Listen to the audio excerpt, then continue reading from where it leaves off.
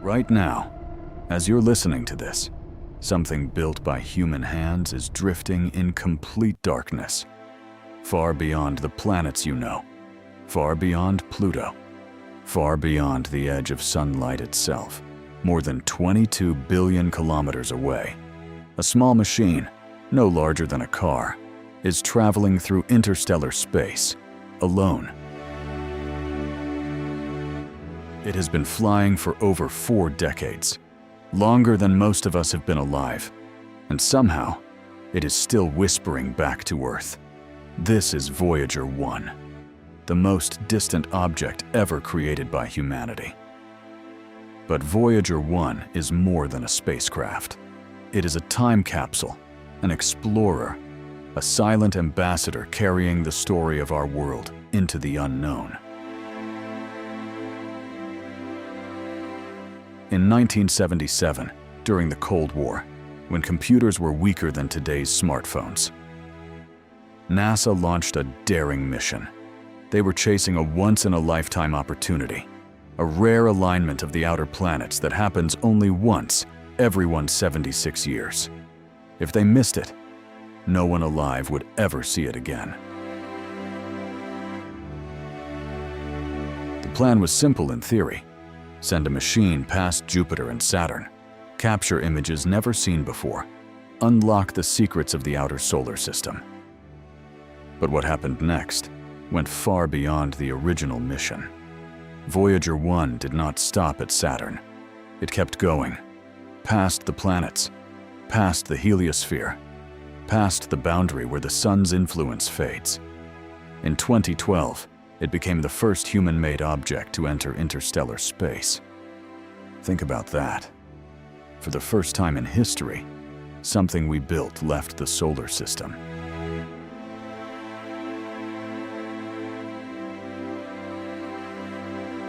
NASA Administrator James Fletcher supported continued deep space exploration.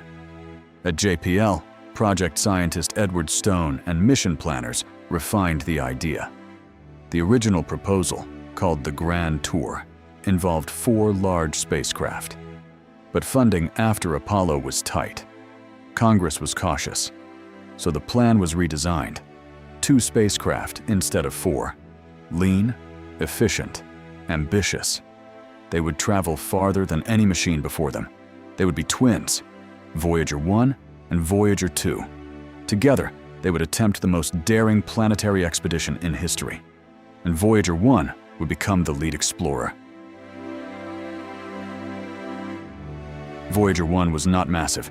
It weighed just over 720 kilograms, about 1,590 pounds, roughly the size of a small car. But it carried the tools of a floating laboratory. 3 radioisotope power generators, fueled by plutonium-238, produced about 470 watts of electricity at launch. Less power than a kitchen appliance, yet enough to keep the spacecraft alive for decades. Its computers were modest even by 1970s standards. Memory measured in kilobytes, less than a single photograph on a modern smartphone. And yet those computers controlled everything. They decoded commands from Earth, corrected onboard faults, maintained orientation in space, kept a 12-foot wide antenna locked precisely on our planet. Even across billions of miles, it would never stop listening. Voyager carried cameras to image distant worlds, spectrometers to analyze ultraviolet and infrared light, a magnetometer to map invisible magnetic fields, detectors for plasma, charged particles, and cosmic rays. It could sense storms, radiation, solar wind. It could measure forces no human could see. And attached to its side, a golden record, a message from Earth.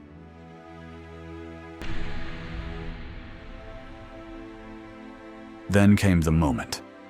August 20th, 1977, Voyager 2 launched first. 3 weeks later, September 5th, 1977, at Cape Canaveral, Florida, a Titan IIIe rocket ignited the sky. Flames roared. The ground trembled, and Voyager 1 began its journey. It rose above the Atlantic, accelerating to nearly 38,000 miles per hour, over 61,000 kilometers per hour. Faster than any aircraft, faster than any bullet. But it was not racing across Earth. It was leaving it. 3 weeks after its twin had gone ahead, Voyager 1 followed. 2 machines, 1 mission. A once-in-a-lifetime alignment of planets waiting in the dark. The grand tour had begun.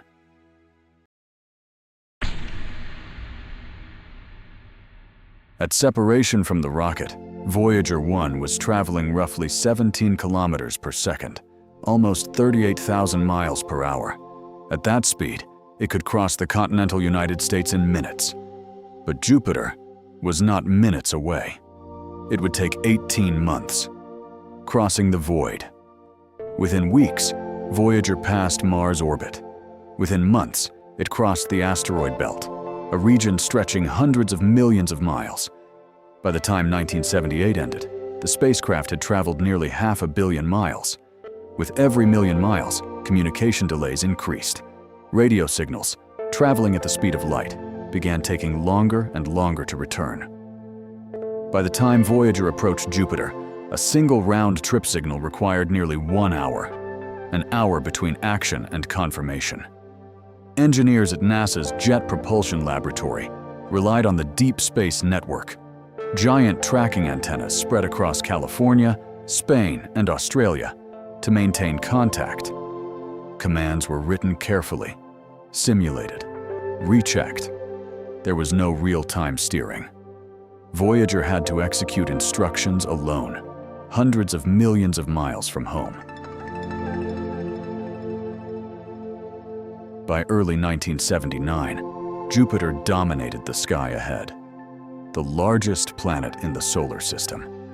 So massive that every other planet could fit inside it. Its magnetic field stretched millions of miles into space. Its radiation belts were thousands of times stronger than Earth's. For Voyager 1, this was not just a flyby. It was a passage through a radiation furnace. Electronic systems were vulnerable. Instruments could fail permanently. This spacecraft, designed in the early 1970s with just 69 kilobytes of memory, was about to enter the most hostile environment ever faced by a human-made object. And it had no backup.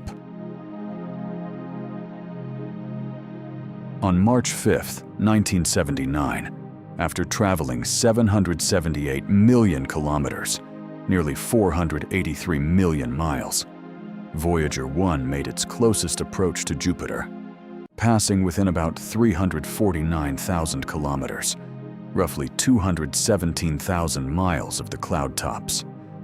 The data streamed back slowly, line by line.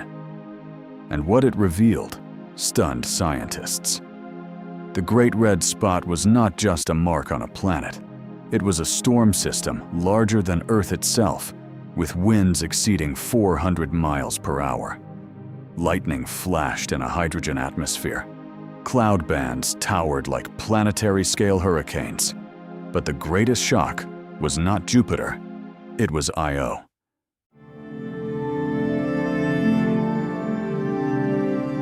A small moon trapped in Jupiter's immense gravity. Voyager's cameras captured towering plumes rising more than 300 kilometers, nearly 190 miles, above its surface. Active volcanoes. Not ancient scars, eruptions. It was the first time in human history that active geology had been observed on another world. In one moment, the outer solar system changed from cold and static to violent and alive.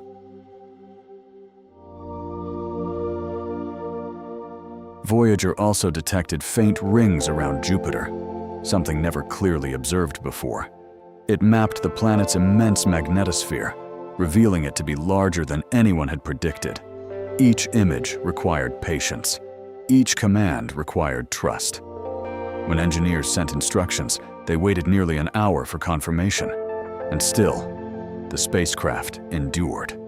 Through radiation, through distance, through silence, the slingshot, and what comes next. Jupiter did not merely test Voyager 1, it accelerated it. Using a precisely calculated gravitational assist, the spacecraft stole a fraction of the planet's orbital energy. Its path bent. Its speed increased to over 40,000 miles per hour. Without burning extra fuel, Voyager was hurled deeper into the solar system. Jupiter had been the trial. But the journey was far from over. Ahead waited a world encircled by ice and rock, a planet whose rings stretched wider than anyone had imagined. Voyager was no longer simply traveling. It was being propelled toward its next encounter, Saturn, and the most beautiful chapter of the Grand Tour. By the time Voyager 1 reached Saturn in November 1980, it had already been traveling for over 3 years. In that time, it crossed nearly 1.5 billion kilometers. That's about 930 million miles. Ahead of it stood Saturn, a planet so large that 760 Earths could fit inside it. Its rings stretch over 280,000 kilometers across, and yet, those magnificent rings are barely thicker than a skyscraper is tall. But Saturn was not the true turning point. Titan was. A moon wrapped in thick orange haze, larger than Mercury, cold, alien, mysterious. NASA faced a defining decision. To fly close to Titan, Voyager 1 would need to change its path forever. It would never visit Uranus, never visit Neptune. That privilege would belong to Voyager 2. Voyager 1 would instead be redirected, upward, outward, toward deep space. After traveling nearly 1 billion miles, after surviving Jupiter's radiation belts, this was the moment of no return. They chose Titan, and with that choice, Voyager 1's destiny was sealed.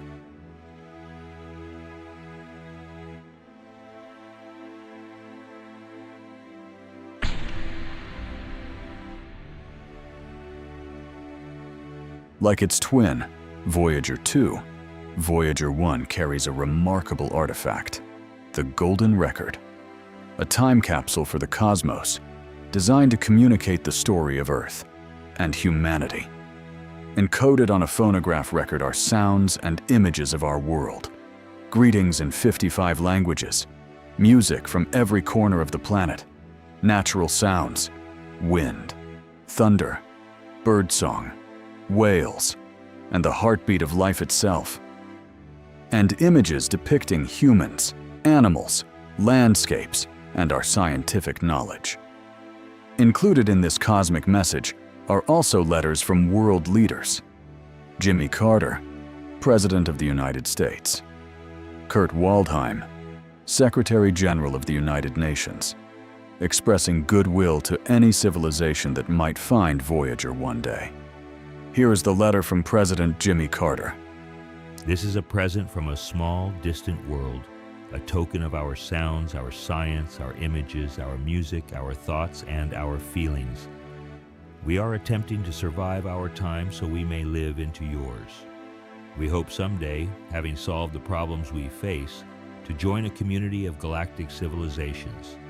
This record represents our hope and our determination and our goodwill in a vast and awesome universe.